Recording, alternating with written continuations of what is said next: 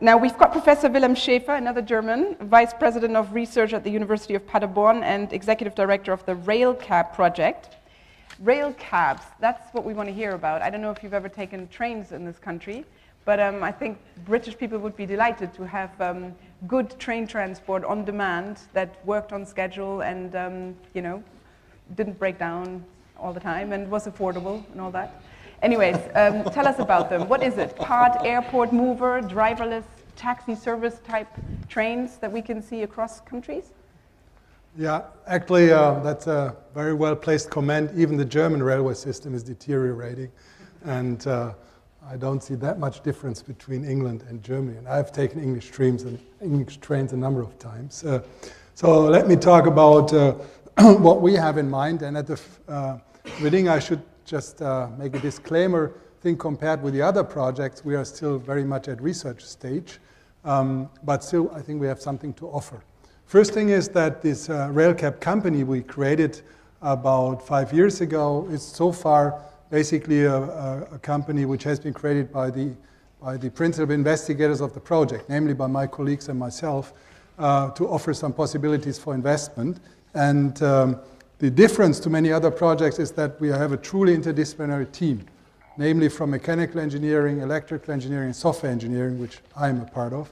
And that's very different from many other of these engineering projects in Germany and I think around the world. And you will see in a second, I think, why that is important. Second thing is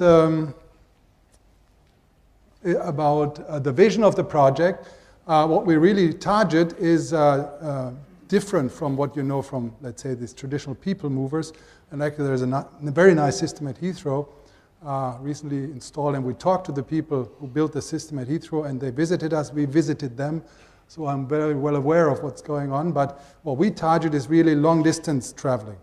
And long-distance traveling, of course, then neatly comes together with short-distance traveling, but the key thing is really to take the advantages already existing in basically railway traffic, despite the problems we just mentioned, which is really, to some extent, energy efficiency. Many people in one car, and a lot less energy wasted than when you drive with your own car, stand in a traffic jam for a long time. In addition, the cars are very heavy, by far too heavy for what you want to achieve. They are basically heavy because you want to be safe in terms of crashes, or in cases of crashes. So all this wastes energy, right? Still, people like to use cars for obvious reasons. Very comfortable, easy to get to, easy to get in, take all your luggage in, whatever you can think of, right? So how can we combine those things? And first of all, I'll give you an idea of how the scenario looks like. Small cabs, that's where the name comes from, which run on demand rather than on schedule. They are available 24 hours, 7 days. They run driverless. You don't need a driver who is operating them. And you can change them easily between cargo and passenger rail cabs. And you can have different versions of these cars. You see on the right side for passenger comfort traffic or less comfort traffic, like this picture reminds you probably the London Tube. And then you see in the middle, the key thing is those cars form convoys on long distances. And that saves energy because the windshield factor is taken into account. That's one key thing. They run touchless, so they can split off and can run to the destination you want to go, right? And as I said, you get them on demand rather than on a schedule. Final thing is you can reuse existing tracks, so that's really an existing track system with the difference that you have a linear engine in the middle, put in the middle, so it's basically a magnetic train, but not elevated. And that brings me to the technology. Here we are. That gives an idea of the key technological parts. And I don't want to go about all of them, but one key thing is this so-called track guidance module, which are two different independent axles which can be steered independently. And that really makes up for this loss of energy compared with the magnetically elevated trains. They run friction-free, very fast. That was one of the reasons why they were invented.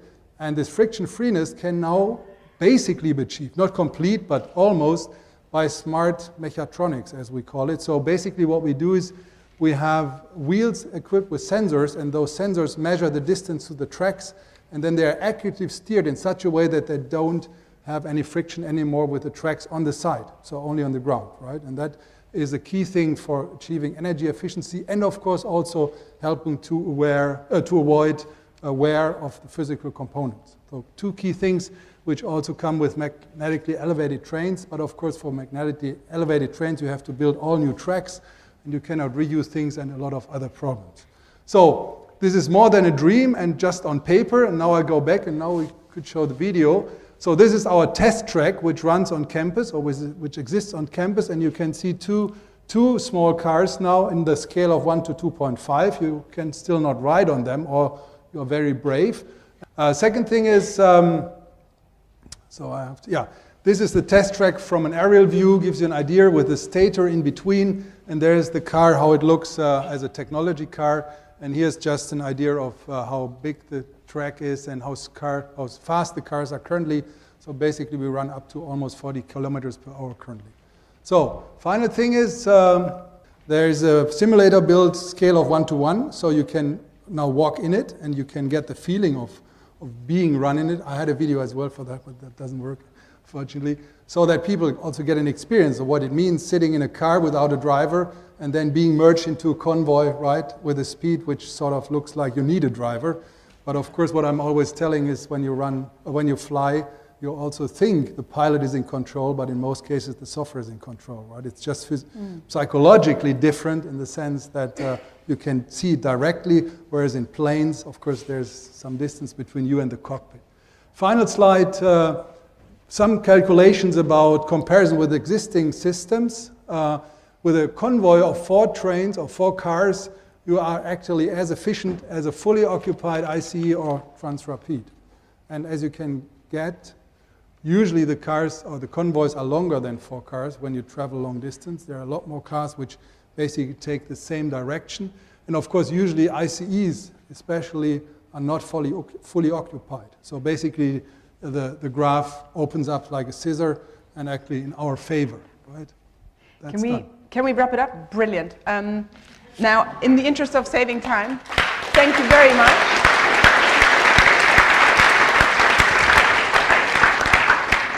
I'm just going to ask a very quick question. If you had all the money you needed, how many years to make this operative in Germany?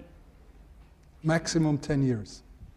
Oh, better than generation 4 nuclear reactors. Some other questions, unless there are none. The floor is yours. Greg Offer from Imperial College again. I have an interest in this kind of technology. My main question is around embedded infrastructure and alternatives. So the main criticism I would have is that this relies on embedded infrastructure. Granted, some may already exist, but to roll this out on a large scale, you'd have to invest in a lot of infrastructure. There are credible alternatives like platooning of existing vehicles, which are retrofittable and give you, okay, maybe not all the benefits, but close. So how do you compare to what large number of automotive companies are developing in terms of platooning technology? Should I? Yes. Yeah, platooning is obviously somewhat close, but first of all, for platooning, you also have to invest in infrastructure. They don't run on normal roads, right? That's basically, I would say basically impossible because there's so much disturbance by the environment that you can hardly control cars on highways in platooning without doing extra things, like what they talk about is take the middle lane and make that special for platooning, things like that. That's number one. Number two is, of course, platooning doesn't really come with the efficiency of this engine, right? And we talk about energy game changer tonight, right? And I think that's the key thing, which may be not so clear, but the key thing is really to take that magnetic engine and use it efficiently in such a way that you reuse infrastructure. You have the power with the tracks. I mean, they are in cables above, but it's much easier to put them down rather than to build all these new type of things, right? So that makes it competitive, which doesn't mean actually that platooning should not be followed on. Actually, I'm fully aware of the situation that actually some German car manufacturers work heavily on platooning and actually were involved even in one of these projects. So it's very familiar for me. I think those are two things which come together or should come together. One last very quick question right here.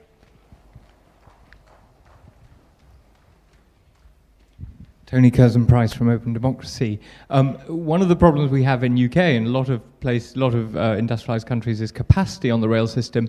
Does your system, irrespective of the technology, does it increase capacity on a given amount of track?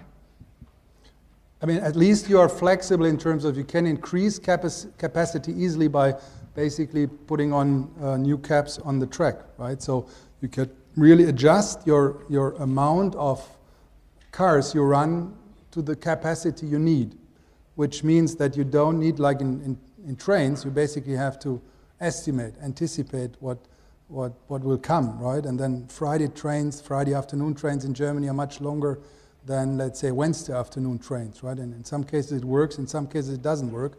And of course, with these small cars, you're a lot more flexible, right? And yeah. So. And it might make it easier to sort of provide services yeah, to small it's definitely easier, right? Yeah, because you can easily get them from some, let's say, some garage or some storage place and put them on the track. Thank you very much for this probably most sci-fi proposal of the lot.